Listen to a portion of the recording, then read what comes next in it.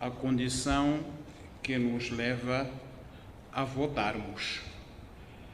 A condição de que somos detentores de direitos e de deveres que estão garantidos nas leis, na lei fundamental e em outras leis. Portanto, é a condição em que não somos mais objeto ou súbditos, mas somos indivíduos que, na sua consciência, podem decidir sobre o seu futuro. E o momento mais alto de cidadania numa democracia é, evidentemente, o momento em que elegemos aqueles que, de forma consciente, queremos que nos representem e queremos que orientem o destino comum. Mas para que isso aconteça, há uma condição fundamental. Tem que haver um Estado. Tem que haver um Estado.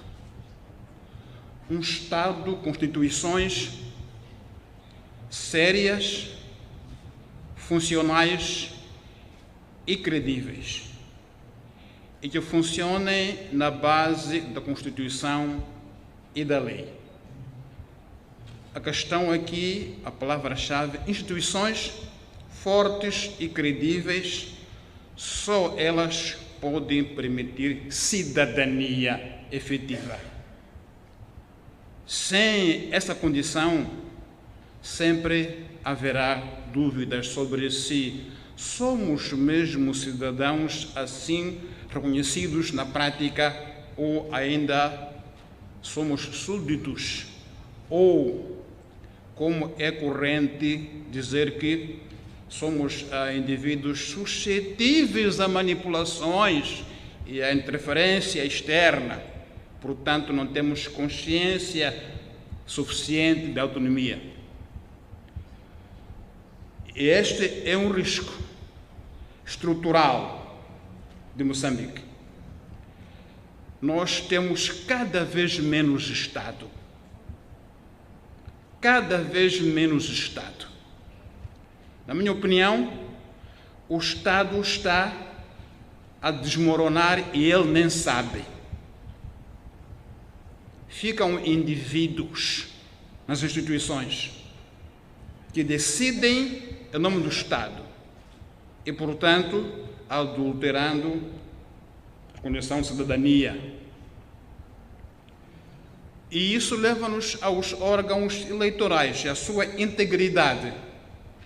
Nós temos uma CNE, um STAI, constituídos na base de proporção partidária parlamentar.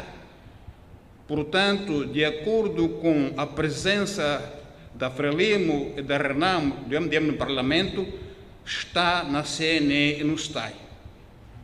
Portanto, a Constituição não é baseada na idoneidade de seja quem for, mas na sua fidelidade ao seu partido político. Logo, à partida, são órgãos que estão constituídos para defender interesses de quem os integra e não para garantir integridade processual eleitoral. E, portanto, se vamos para algumas das causas fundamentais do ponto em que estamos, que é um ponto perigosíssimo, os órgãos eleitorais são uma parte do problema muito importante.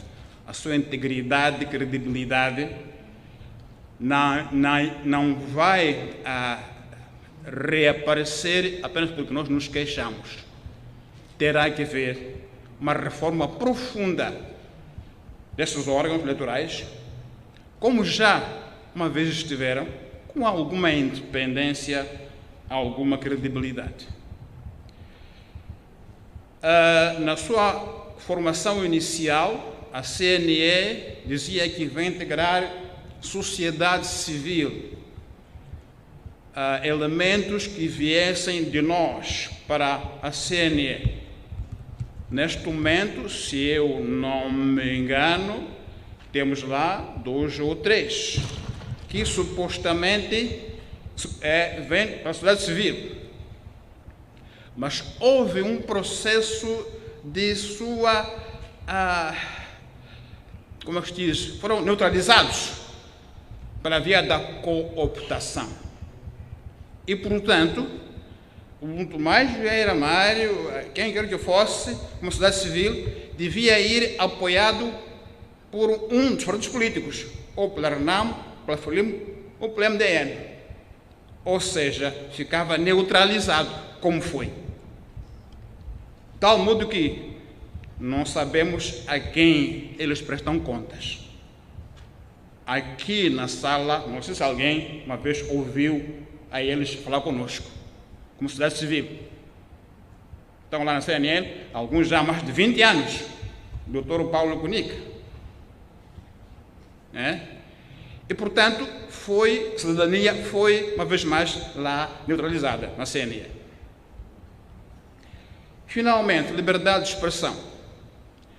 É óbvio que em eleições, a liberdade de expressão tem um espaço bem maior do que normalmente. Tem um espaço de tolerância muito maior do que normalmente.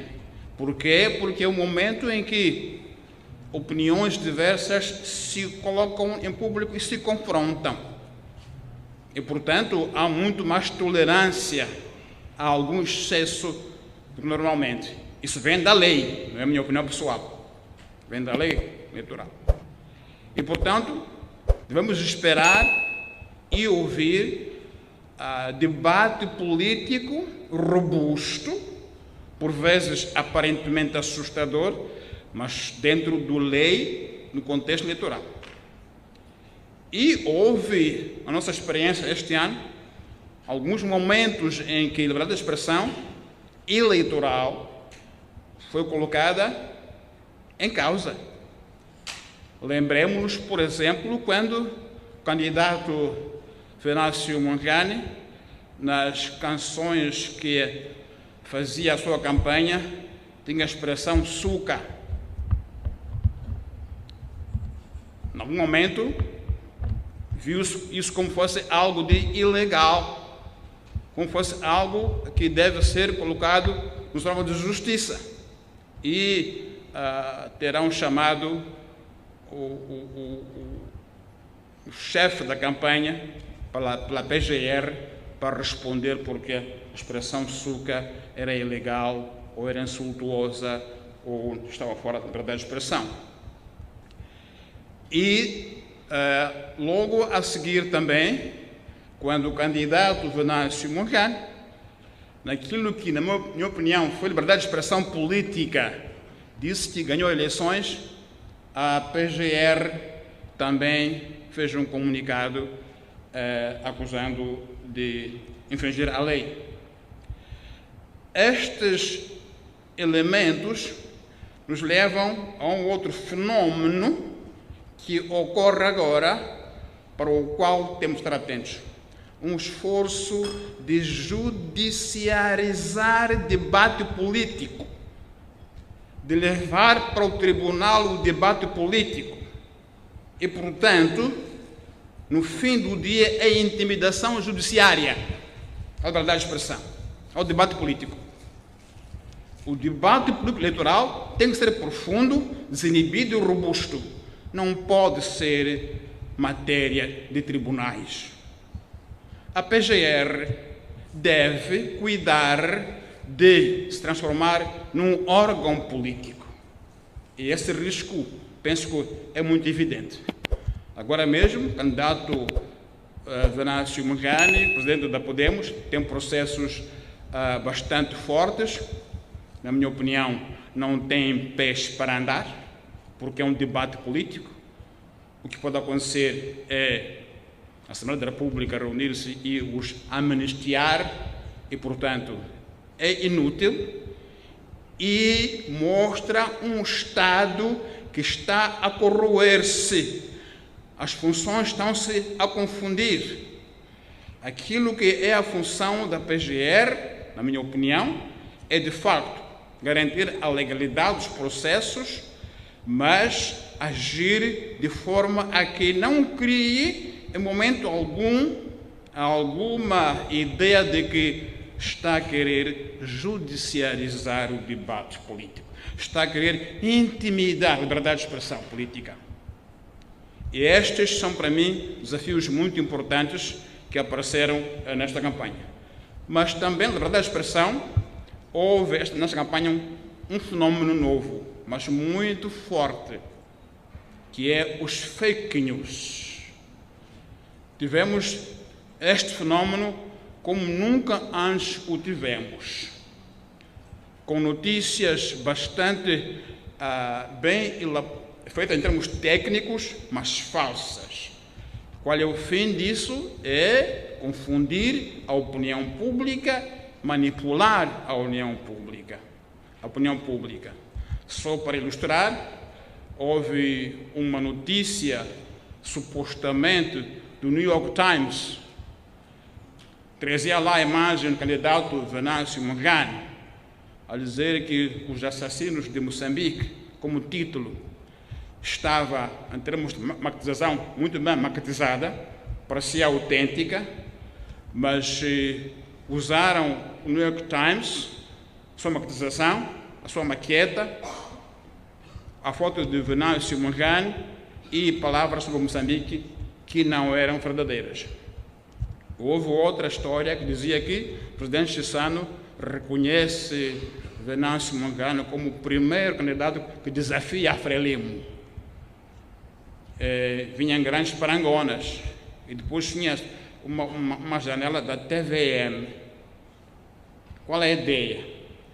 É que o público acha que se uma notícia está na TVM, então só pode ser verdadeira. Então põe-se ali o TVM no canto e depois cria-se uma história falsa.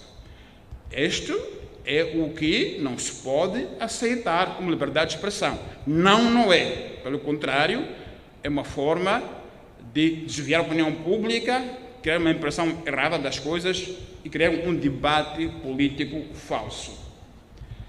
Finalmente, caminho em frente.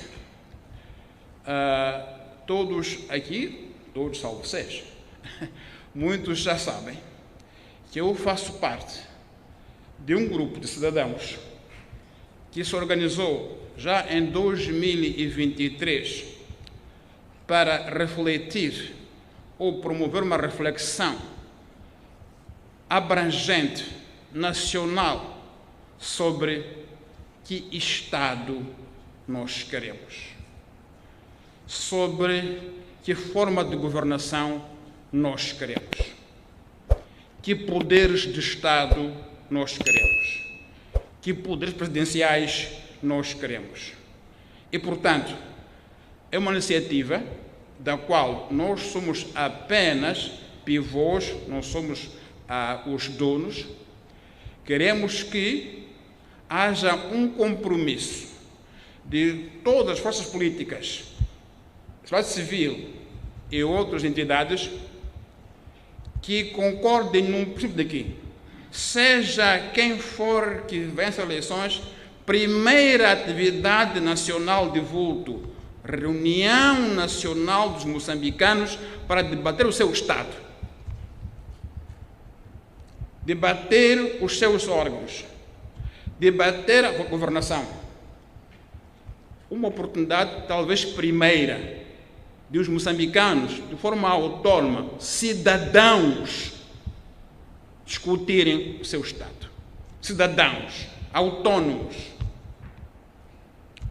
Verificar quais são, de facto, as questões de fundo do nosso Estado, que o fazem ser um não-Estado. Como eu digo, nós não temos hoje grande Estado. Temos restos de Estado. Restos de Estado. Isso é perigoso. Eu dou só um pequeno toque do perigoso. Depois vamos sentar para não descansar. Temos visto nas manifestações, começou em São Garcia, vi agora também em Bobola, carros com soldados esses que parecem também ser parte das manifestações.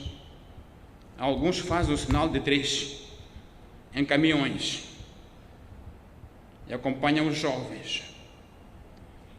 De Bobola, vi uma imagem, não sei se me engano, parece um carro militar cheio de jovens a celebrar. E está nascendo uma ideia segundo a qual, ao contrário da polícia, os militares são favoráveis. Vocês ouviram isso em algum momento? Isto é perigoso. Isto é perigosíssimo. Porque é o Estado que está a desmoronar. Claramente. Porque se em algum momento essa percepção subir de tom, que ninguém nos ouça, nem o diabo, houver alguma troca de mimos entre polícia e exército, meus senhores, adeus Moçambique. Que são armas que se vão confrontar. Eu sei que é um tom meu de exagero. Portanto, levem assim, é um exagero de Tomás Vieira-Amaro, não é? É um exagero. Mas são indícios muito eloquentes de um Estado que está a desmoronar. E sem Estado, um conflito que possa parecer pós-eleitoral será pior que qualquer conflito. Pode ultrapassar os níveis do Ruanda. Já há indícios de tendências de vinganças pessoais. Onde é que ele mora? Onde é a sua casa? Isto é perigoso. Não é? E, portanto, para terminar, voltando à ideia de Conferência Nacional, aproveito a ocasião para convidar todos os cidadãos para ficarem atentos a esta Conferência Nacional, que queremos que seja realmente um evento nacional envolvente, aberto. Pode levar 2, 3 dias.